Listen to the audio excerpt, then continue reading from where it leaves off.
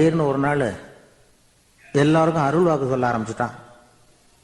அவன் ஒரு ஆஃபீஸ்லேயும் வேலை பார்க்குறான். ஆஃபீஸில் உள்ளவங்கெல்லாம் அவங்ககிட்ட வந்து அருள் வாக்கு கேட்குறது வழக்கம். ஒரு நாள் நான் அவன் முன்னாடி போய் உட்காந்து பேசிக்கிட்டு இருந்தேன். அப்போ அதே ஆஃபீஸில் வேலை பார்க்குற ஒருத்தர் அவங்ககிட்ட வந்து, சுவாமி, என் மேஜையில் வச்சுருந்த பேனா திடீர்னு காணாமல் போட்டுது, அது திரும்ப கிடைக்குமா எனக்கு அப்படின்னு கேட்டார்.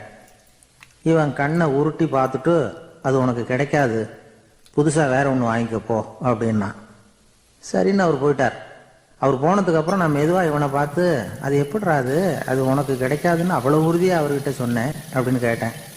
இவன் மெதுவாக என் காதுகிட்ட வந்து, அந்த பேனாவை கிளப்புனதே நான் தான் அப்படிங்கிறான். ஒரு ரயில் வேகமாக போயிட்டு இருக்கு. அது ஒரு ரயில்வே ஸ்டேஷனில் கொஞ்சம் நேரம் நின்றுது. அப்போ அதில் ஒரு ஆள் ஏறினார். தலையில் ஒரு மூட்டையை வச்சுருந்தார். மூட்டையை தலையில் சுமந்துக்கிட்டே